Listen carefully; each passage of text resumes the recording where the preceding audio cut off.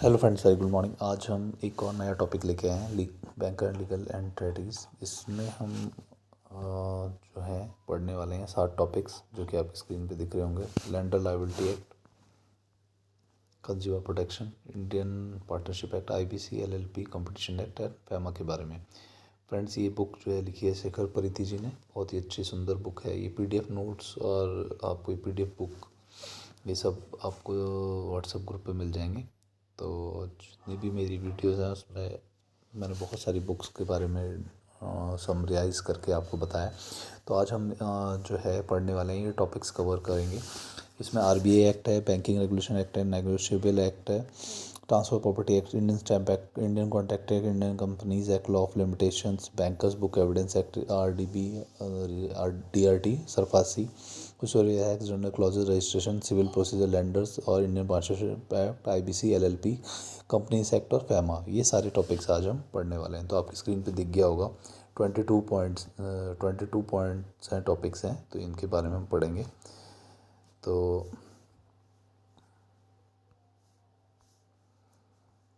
Friends, एक बार आप देखिए, पहला टॉपिक स्टार्ट होता है रिजर्व बैंक ऑफ इंडिया के बारे में। रिजर्व बैंक ऑफ इंडिया क्या है? ये हमारा सेंट्रल बैंक ऑफ इंडिया है, ठीक है। इसमें एक लाइन ये आपको मैं थोड़ा सा हाईलाइट कर रहा हूँ आपको। हिल्टन यंग कमीशन दिख रहा होगा।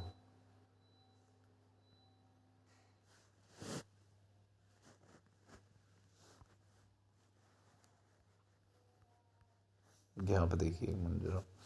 आरबीआई जो है कौन से कमीशन के थ्रू बना था? हिल्टन यंग कमीशन, इसने रिकमेंड किया था और central bank of India RBI बना था।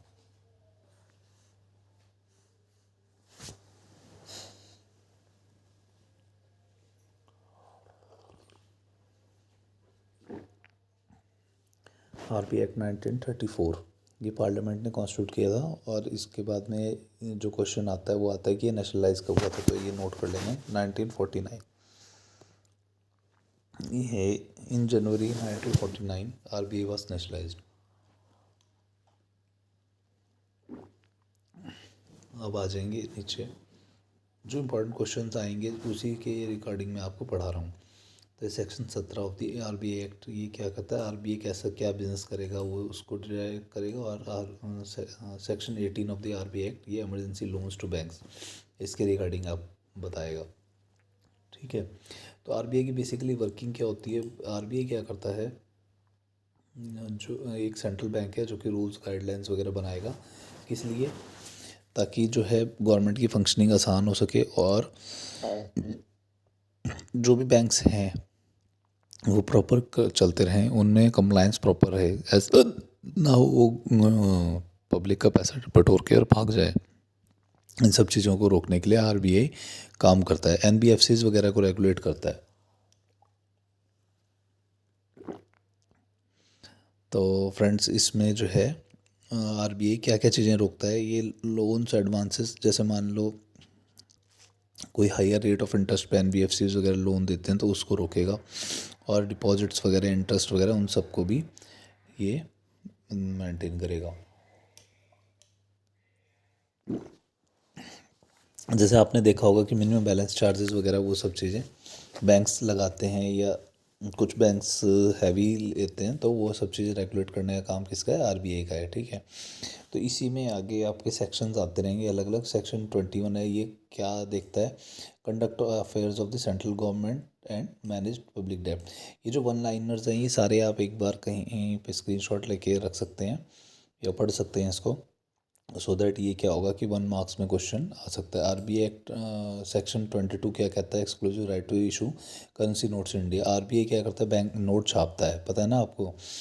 तो 4 हमारे प्रिंटिंग प्रेस है, वहाँ पे पैसे छपते हैं। तो section 24 of the RBI act 1934 states the maximum denomination of note is 10,000। तो आज तक एक सबसे बड़ा जो नोट छपेगा वो क्या है? 10,000 रुपये का है। तो अभी मार्केट में 2,000 के नोट भी नहीं चल रहे हैं, तो वो भी बंद कराए हैं।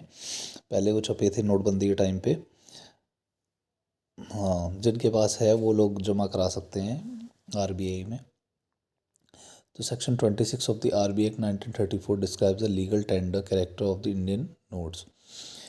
Section 26(2) deals with the withdrawal of tender. तो ये सारे जो है आपके सेक्शन है, धीरे धीरे आप पढ़ सकते हैं। सेक्शन 27 जो है एक्सक्लूसिव सॉल्ड नोट्स के बारे में। सेक्शन 28 है एक्सचेंज ऑफ डैमेज नोट्स के बारे में। सेक्शन 31 जो है promissory notes, payable cheques they are payable on demand, ये सब चीज़ें। तो आया सेक्शन 42 CRR के बारे में। Section 42(1) schedule bank to have manage average daily balance, इसके बारे में। सेक्शन 45U ये regarding repo rate, reverse repo rate, derivative, money market वगैरह के बारे में, ठीक है।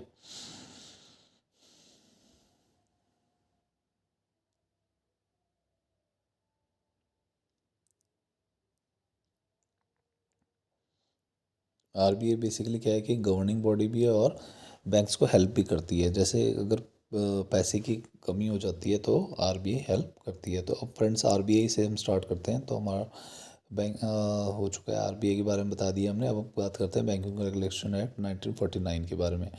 तो ये कब फोर्स में आया था? 1 मार्च 1966 में जो है इसको चेंज कर दिया, फोर्स में आ गया था ये 16 मार्च 1949 की। तो बैंकिंग रेगुलेशन एक्ट बेसिकली क्या काम करता है? To safeguard the interest of depositors, है ना, कि ताकि उनको जो है सही रेट ऑफ इंटरेस्ट पे लोन भी मिले और डिपॉजिट भी मिले। जैसे हम FDRs वगैरह कराते हैं तो उस पर सही रेट ऑफ इंटरेस्ट मिले। To attune the monetary and credit system of the larger interest and priorities of the nation. We see contents of some sections hereunder. Section 5 क्या है? जो बैंक नाम रखते हैं या बैंकिंग कंपनी नाम रखते हैं, देखना है आपने NBFCs बैंक नहीं नाम रख सकते अपना, तो वो सब बैंकिंग रेगुलेशन एक्ट के अंडर आएगा। सेक्शन 6 जो है बिजनेस कैन अंडरटेक, सेक्शन 7 के अंडर आएगा, ठीक है। तो ये आपने वेरियस सेक्शंस हैं, जैसे कि सेक्शन 8 है प्रोहिबिट्स करता है एंगेजिंग डायरेक्टली और indirectly in any trading activity. तो ये सब चीज़ें आपने देखनी है। सेक्शन 10 है वो whole time banking company has to be managed by whole time chairman, ठीक है। Section 10BB bank appoint chairman of the board of directors appointed on a whole time basis और a managing director of a banking company, ठीक है। Section 18 है वो banking regulation act deals with the cash reserves to be maintained by the banks. Section 20 of the banking regulation act deals with the restriction on loans and advances. तो ये सब चीज़ें हैं।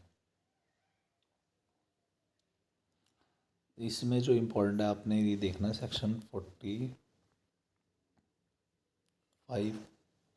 के बारे में ज़्यादा क्वेश्चन आते हैं तो ये देखेंगे। सेक्शन 45ZA, स्क्रीन पे आ जाइए, स्क्रीन पे देखिए आप। Section 45ZA deals with the return of instrument paid to customers. Section 45ZA is the nomination in bank account. इन नॉमिनेशन का ज़्यादा इसलिए हुआ है क्योंकि देखो कोरोना के बाद में क्या होता है कि कई लोग नेचुरली उनकी डेथ हो गई थी, तो उनके पीछे लोगों घरों वालों को भी नहीं पता था कि उन्होंने कितना डिपॉजिट करके रखा है, क्या रखा है। अगर नॉमिनेशन फैसिलिटी है तो इजीली उनका सेटलमेंट हो सकता है। कोरोना में देखा आपने, मतलब ये कि यंगस्टर्स भी काफ़ी उनकी डेथ हुई है, तो इसलिए RBI ने बहुत सोच समझ के फैसला लिया है कि नॉमिनेशन मस्ट है। नॉमिनेशन आपको ज़रूर कराना चाहिए, आपको कोई फोर्स नहीं करेगा, लेकिन ये है कि वो आपके ही बेटरमेंट के लिए है, ठीक है। थर्ड पे आ जाते हैं नेगोशिएबल इंस्ट्रूमेंट एक्ट 1881।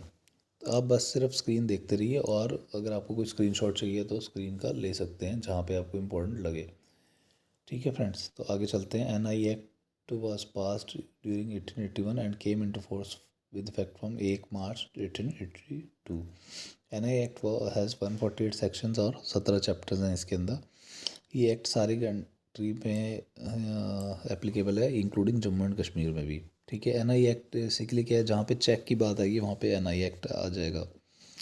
जो हॉलीडेज़ वगैरह डिक्लेयर किए जाते हैं तो वो NI एक्ट के अंडर होते हैं, क्योंकि देखो अगर मान लो आपने कोई क्लियरिंग में चेक दे दिया और अगले दिन अगर छुट्टी आ गई तो फिर वो नेक्स्ट डे पे होगा। अभी वो चल रहा है, थोड़ा टाइम लगेगा उसमें कि सेम डे क्लियर हो जाए, तो अभी हुआ नहीं है, वो सब चीज़ें एकदम स्मूथ वर्किंग करने लगी नहीं है, थोड़ा सा टाइम लग सकता है।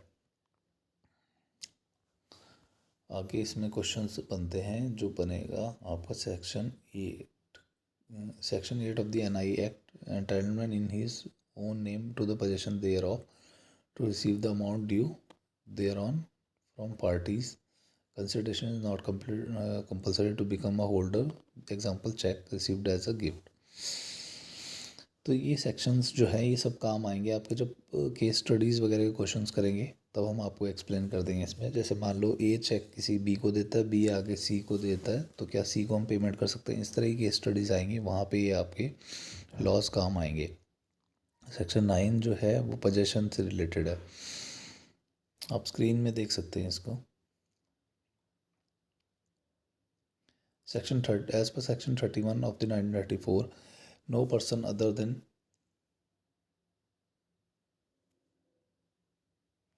central government or Reserve Bank of India or any other person authorized in his behalf can issue bearer promissory notes या currency notes and demand bills of exchange payable to bearer। तो RBI act 1934 क्या कहता है कि कोई भी authorise नहीं है जो कि अपने बिहाफ पे बियरर प्रॉमिसरी नोट्स या करेंसी नोट्स छाप सके, ठीक है। Section 20 of the NI act ये क्या कहता है, ऑन विच डेट पे और amount is not mention it is insured instrument, it can be completed by the holder and the completion is not treated as material alteration। An instrument without signature is not treated as an instrument at all। जिस पे signature नहीं होंगे उसको instrument treat नहीं करा जाएगा। तो ये थोड़ी थोड़ी चीज़ें हैं, एक कई बार केस स्टडी वगैरह में क्वेश्चंस बन के आ जाते हैं, तो ये आपने रीडिंग कर लेनी है। जो चेक के पीछे साइन होता है, तो ये देखियो सेक्शन 15 के बारे में कह रहा है, ये नेगोशिएशन एंडोर्समेंट के लिए किया जाता है, ठीक है।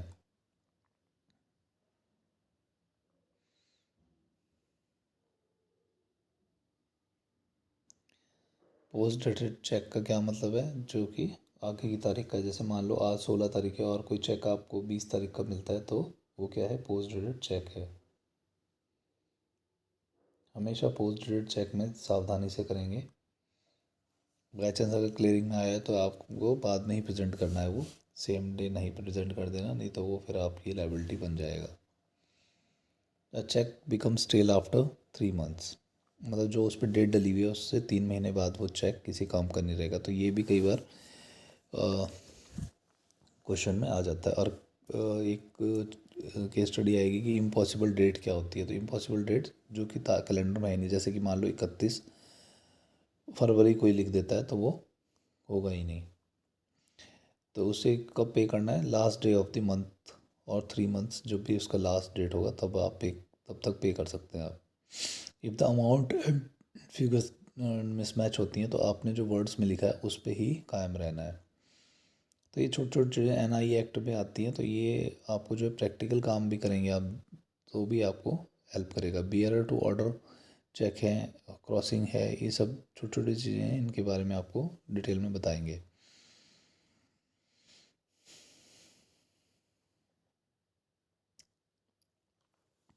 चेक के ऊपर काफ़ी चीज़ें होती है, जैसे माइकर कोड वगैरह ये सब चीज़ें होती है, तो आपको पता होना चाहिए किस काम आता है ये, ठीक है। डुप्लीकेशन ऑफ चेक के लिए जो है 6 डिजिट का नंबर प्रिंटेड होता है विद माइकर नंबर और ट्रांजेक्शन कोड्स वगैरह लिखे होते हैं उसके ऊपर, ठीक है। अब आजकल तो CTS चेक आ गए, तो उसमें जो है वाटर मार्क है, उससे आप देख सकते हो साइड में CTS कंप्लाइंट भी लिखा होता है।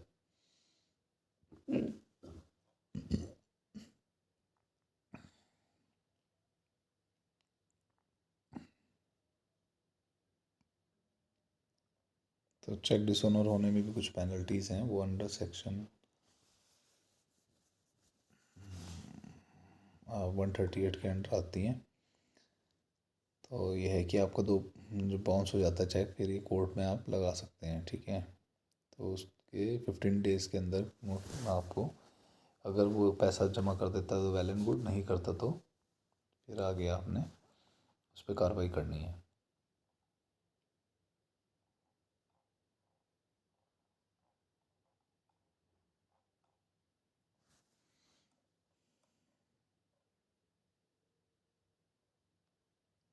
अब हम आगे बिल ऑफ एक्सचेंज पे चलते हैं।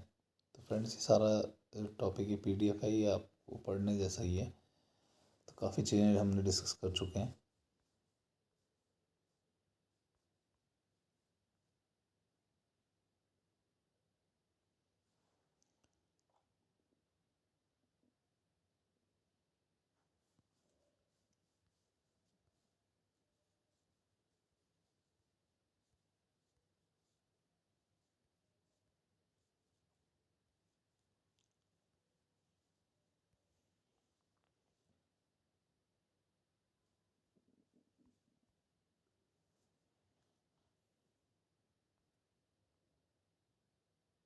बिल ऑफ एक्सचेंज के बारे में इसमें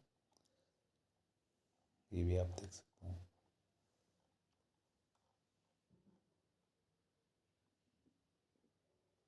ओ फ्रेंड्स, आपको काफ़ी अच्छी लगी होगी वीडियो, ये यहीं पे पॉज करते हैं हम। Thank you.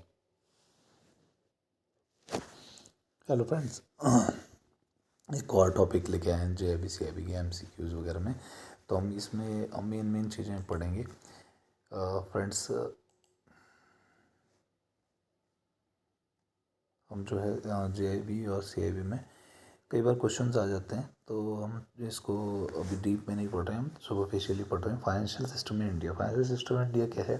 देखो, पहले क्या होता था, हमें अगर पैसे की ज़रूरत है तो हम कहाँ से चल लेके आएंगे? मनी लेंडर्स होते थे, सूदखोर होते थे, उनसे पैसे लेके आते थे। अब क्या है कि वो लोग क्या करते थे, हमारे से एक्स्ट्रा चार्ज करते थे, बहुत ज़्यादा हमारे से पैसा ले लेते थे। तो उसकी वजह से फिर हमने इन चीज़ों को अवॉइड किया और हमने क्या करा, फाइनेंशियल इंस्टीट्यूशन में bank, mutual fund, insurance companies वगैरह इनको इनसे काम चलाना शुरू करा। ठीक है। और फाइनेंशियल मार्केट में और क्या होते हैं? मनी मार्केट, फॉरेक्स मार्केट वगैरह, कैपिटल मार्केट है, यहाँ से जो है फॉरेक्स एक्सचेंज का काम होता है। और फाइनेंशियल प्रोडक्ट्स कौन कौन से? हमारे loan, deposit, bonds, equities, treasury bills, ये सारे क्या है? फाइनेंशियल प्रोडक्ट्स हैं। ठीक है। फाइनेंशियल सेक्टर को रेगुलेट कौन करता है? RBI रेगुलेट करता है बैंक्स को। सेबी करता है कैपिटल मार्केट या म्यूचुअल फंड्स को। IRDA जो है इंश्योरेंस कंपनीज को करता है। ठीक है। Banking India legal framework of banks, ये क्या है? बैंकिंग रेगुलेशन एक्ट 1949 है। और आपका reserve bank of India act 1934 है।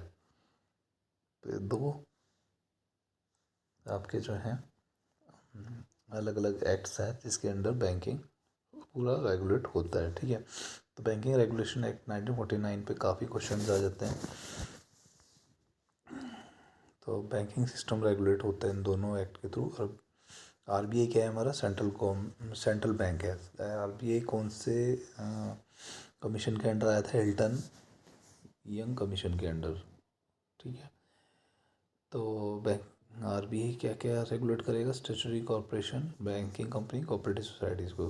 BR एक्ट 1949 ये क्या कहता है? बैंकिंग कंपनीज और कोऑपरेटिव बैंक्स को certain moment not banking regulation act not applicable है प्राइमरी इंस्टीट्यूशंस को। और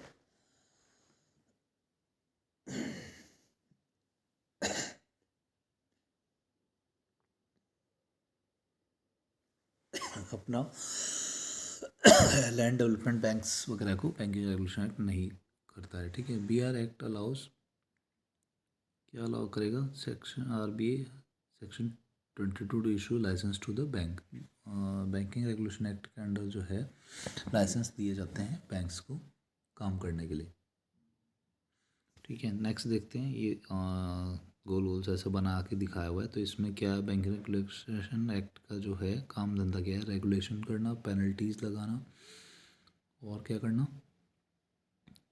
कोई अगर NBFC प्रॉपर नहीं काम करा तो उसको सस्पेंशन करना या उनका लाइसेंस वगैरह रद्द करना। RBI क्या करेगा? टाइम टू टाइम जो है रूल्स एंड रेगुलेशंस बनाता है जो कि आगे इनकी गवर्निंग बॉडी में काम आएगा। RBI deals with the constitution powers and functions of RBI के बहुत सारे फंक्शंस हैं, तो हम थोड़े थोड़े देखते हैं ये क्या करता है। फॉरेक्स वगैरह को मेंटेन करेगा, फॉरेक्स रिजर्व्स को देखेगा, bank rate, auction, repo rate वगैरह वो सारी चीज़ें हैं। और central banking supervision, financial supervision भी वही करेगा। ठीक है। आगे देखते हैं, सेंट्रल बैंक ऑफ इंडिया क्या है? रेगुलेटर है, सुपरवाइजर है और फैसिलिटेटर भी है। मतलब जब पैसे की ज़रूरत पड़ती है तो बैंक इनसे भी पैसा लेता है ना। आपको पता होगा शॉर्ट टर्म बोरोइंग होती है। तो मनी मार्केट इंस्ट्रूमेंट कौन कौन से हैं? Inter bank call money, notice money, term money, settled deposit, commercial paper, treasury bills, bill discounting, ये सब चीज़ें होती हैं।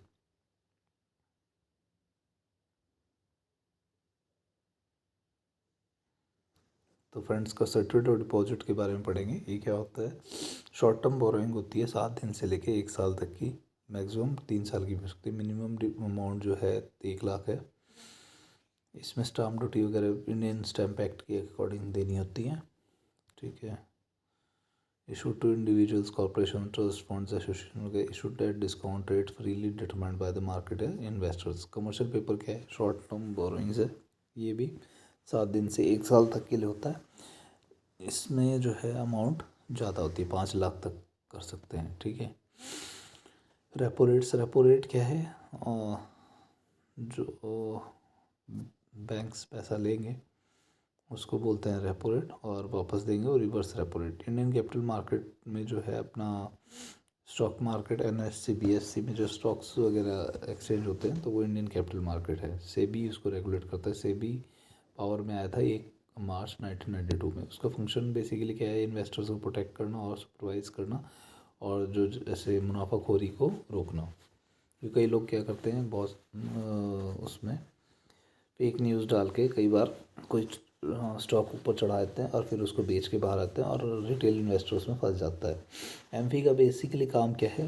एसोसिएशन जो भी नॉन प्रॉफिट ऑर्गेनाइजेशन है, ये म्यूचुअल फंड्स वगैरह को करती है, एग्ज़ाम कंडक्ट कराती है और ट्रेनिंग वगैरह देती है। IRDA बेसिकली क्या है? रेगुलेटर है फॉर इंश्योरेंस बिजनेस के लिए।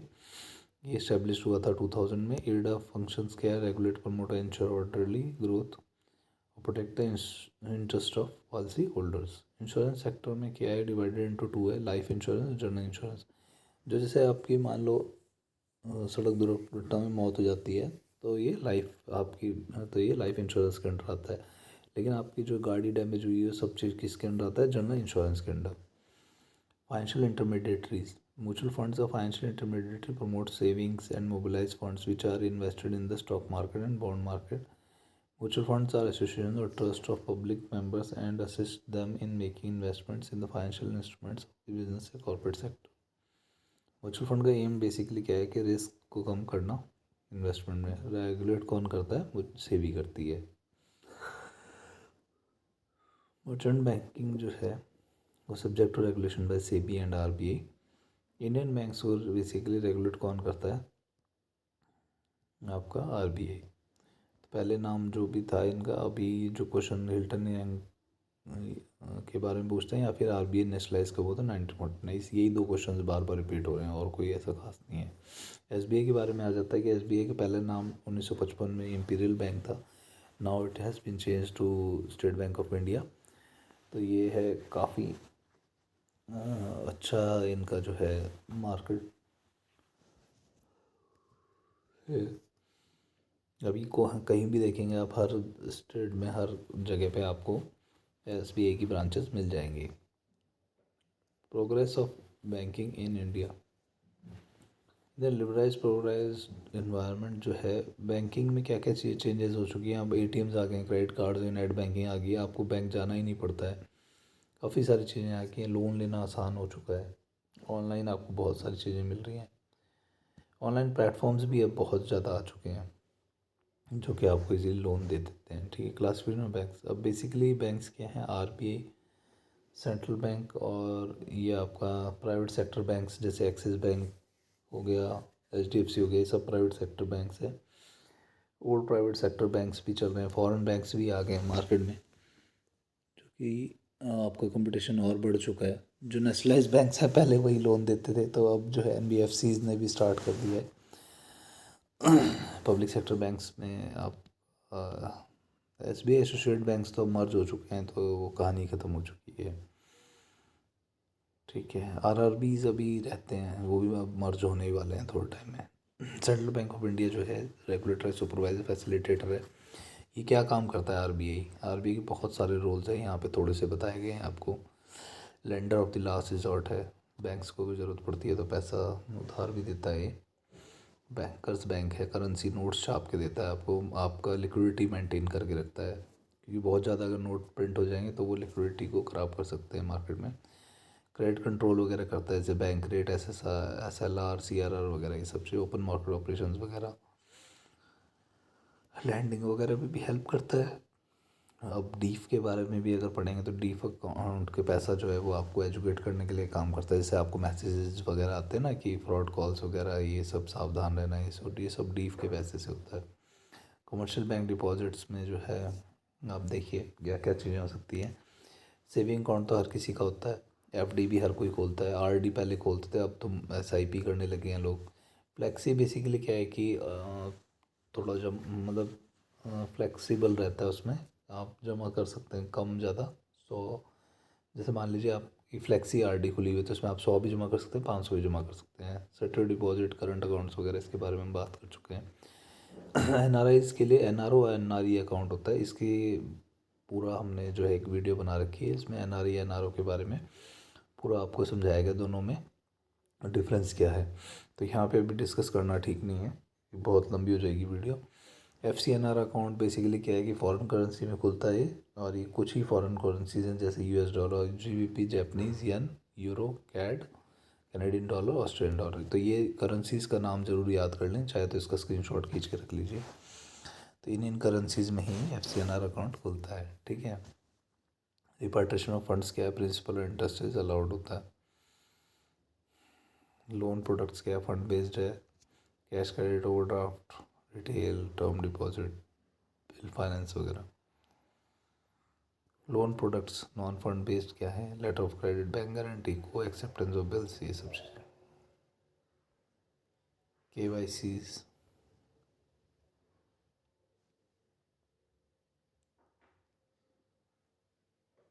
मॉनिटरिंग ट्रांजेक्शन, रिस्क मैनेजमेंट वगैरह, ये सब चीज़ें।